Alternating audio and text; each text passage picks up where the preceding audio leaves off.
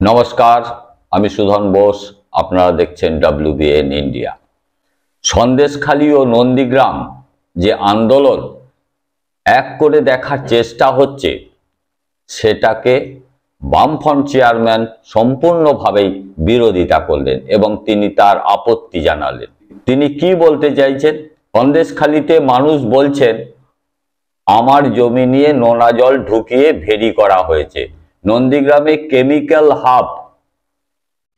Chemical hub তৈরির জন্য জমির নির্দিষ্টকরণের কথা হয়েছিল। তার সংযোজন প্রথম সোনাচূড়ায় নোটিশ জারি করেছিল স্বাধীন একটা সংস্থা, হলদিয়া ডেভেলপমেন্ট অথরিটি। তারা জমি নিতে পারে না, কারণ জমি নিতে গেলে সরকারকেই নিতে হবে, তার দায়িত্ব নিতে হবে সরকারকেই, তাহলে তারা জমি নিতে পারবে।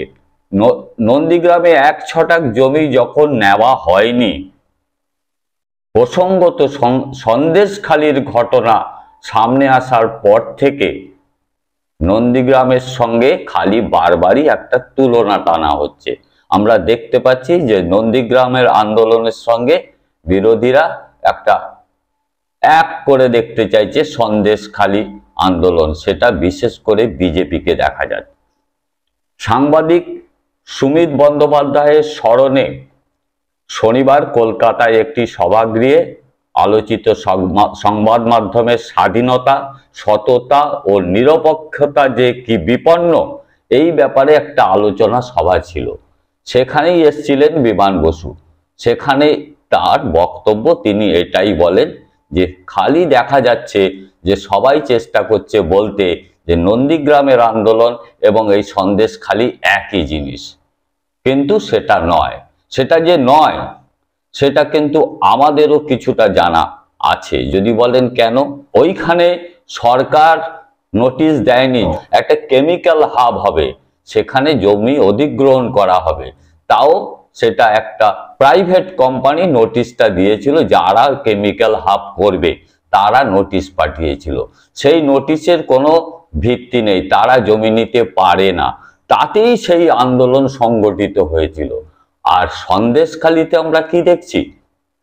এ তো জমি নিয়ে ভেরি করে তার চরিত্র বদল করে দিয়েছে, লিজ নিয়েছে। তারা কারা? সরকার নয়, তৃণমূল যে সরকার দলের নেতারা, তারা এটা করেছে। কিসের বিনিময়ে, কিসের ভিত্তিতে? গায়ের জোরে। কাদের বিরুদ্ধে? তারা সাধারণ যে গরিব মানুষ, তাদের চাষের জমি নিয়েছে, জোর করে নিয়েছে। যদি দেখা যাচ্ছে তারা দাবি করছে তাদের জমি ফিরিয়ে দাও, তাদের টাকা দাও, সেই ক্ষেত্রে কি করা হচ্ছে? বর্বরের মতন তাদের উপর অত্যাচার করা হচ্ছে। তারপরে তার থেকেও বেশি অভিযোগ আসছে, এমনকি দমন পীড়ন তো ছিলই, এমন নারীর ওপর অত্যাচার আসছে, তাদেরকে ভোগ বিলাসের ব্যবস্থা করে ফেলছে। সেই জায়গায় এই জঘন্যতম কাজ সন্দেশখালী, সেই তার আন্দোলন আর নন্দীগ্রাম আন্দোলন তো এক হতে পারে না।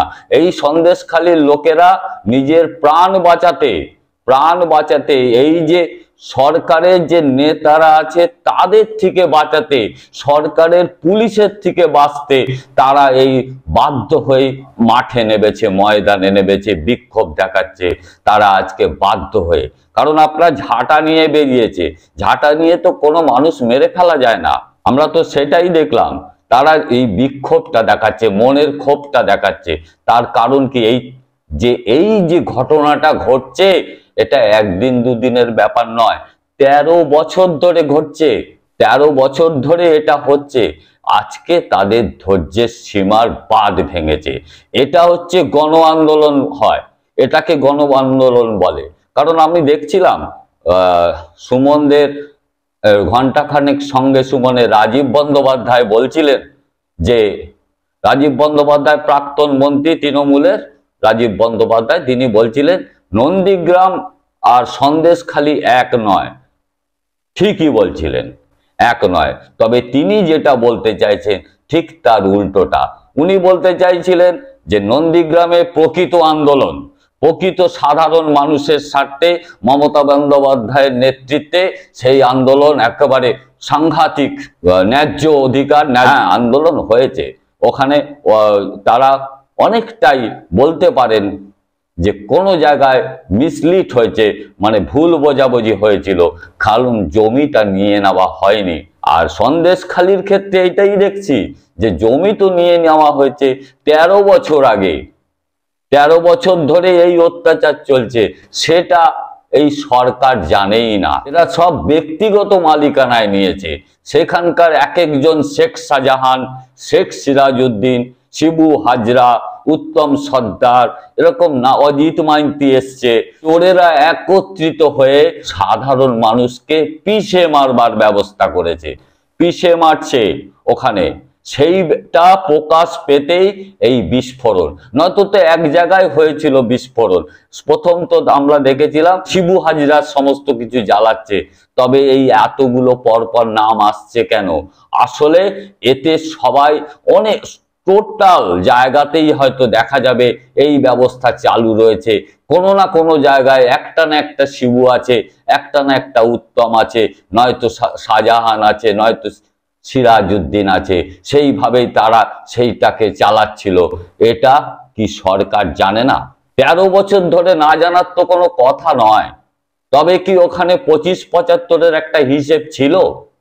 সন্দেহ জাগবে। আজকে তারা উদ্যোগী হয়েছে কারণ তাদের হাতের বাইরে যাচ্ছে।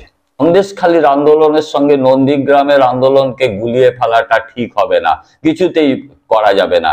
এমনকি সিঙ্গুর আন্দোলন, সিঙ্গুরে তো সরকার নিচ্ছিল জমি, সরকার নিয়েছিল, তাতে কিছু পদ্ধতিগত অসুবিধা হতেই পারত। এখানে কোনো জমি হাঙর, কোনো ব্যক্তিগত গুন্ডা, কোনো দলের নেতা জমি দখল করেনি।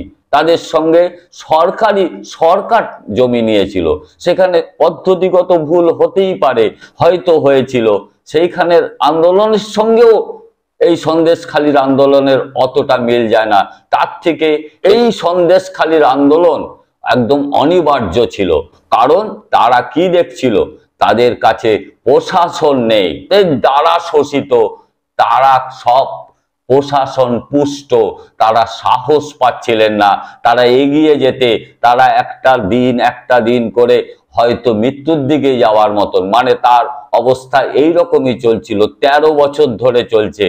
সেই জায়গায় হঠাৎ এই ঘটনা ঘটাতে এই ইডি শাহজাহানকে ধরতে গিয়ে এই প্রথম বিস্ফোরণ ঘটলো। সেখানে শাহজাহানের যে অনুগামীরা এসে ইডির ওপর আক্রমণ করলো, সেইখান থেকেই শুরু হলো যে শাহজাহান ওখান থেকে পালিয়ে গেল। এই 52 দিন 53 দিন হয়ে গেল, তাকে ধরা যায়নি। যখন শাহজাহান ওখান থেকে চলে গেছে, তারপরে ধীরে ধীরে এই আন্দোলন সংগঠিত হয়েছে। শিবু হাজরা গ্রেপ্তার হয়েছে, উত্তম সর্দার গ্রেপ্তার হয়েছে, আন্দোলন আরো বেশি জোরদার হয়েছে, মানুষের মনের জোর আরো বাড়তে শুরু করেছে। এখানে কে তাকে সাহায্য করলো, কোন রাজনৈতিক দল তাদের পাশে দাঁড়ালো, সেটা বড় কথা না। রাজনৈতিক দলের তো পাশে দাঁড়াবারই কথা, তো মানুষের পাশে দাঁড়ানো প্রত্যেকটা রাজনৈতিক দলেরই দরকার এবং সেটাই বাধ্যতামূলক। কিন্তু শাসকেরও দাঁড়ানোর দরকার ছিল।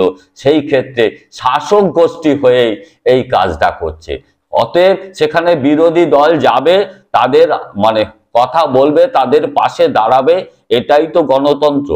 নয়তো গণতন্ত্র কি করে রক্ষা হবে? যদি আজও পর্যন্ত এটা না বেরোতো, তবে তো এইরকম ভাবে সেই অত্যাচারিত যারা আছে তারা অত্যাচার সহ্য করতে করতে একদিন মরেই যাবে। তাই আজকে সামনে এসছে, সেই দিক থেকে নন্দীগ্রামের সঙ্গে গুলিয়ে দেওয়ার চেষ্টা চলছে, কিন্তু এই আন্দোলন কিছুতেই নন্দীগ্রামের সঙ্গে কোথাও মিল নেই। এখানে অনেক বড় আন্দোলন শুধু এই জন্য বলছি যে দেখা যাবে বর্তমান শাসক দল যেভাবে চারিদিকে এই দুর্নীতির ছায়ায় রয়েছে, কোথায় কোথায় না আরো সন্দেশখালী আছে, জায়গায় জায়গায় দেখা যাচ্ছে এই মানে সাধারণ মানুষের অভিযোগ বিক্ষোভ এখন কিন্তু সামনে আসছে, আর ঢেকে রাখতে পারছে না। এরা পুলিশ দিয়ে চেষ্টা করছে, পুলিশ দিয়ে আটকাবার চেষ্টা করছে। পুলিশ দিয়ে কখনো এই রাজনৈতিক মোকাবেলা করা সম্ভব নয়, সেটা হিটলারেরা পারে। হিটলারের সময় হলে সেটা হতো, কিন্তু এটা হিটলারের মতন ব্যবহার করলে হিটলারের যা হয়েছিল এক্ষেত্রে ফলাফল তাই হবে।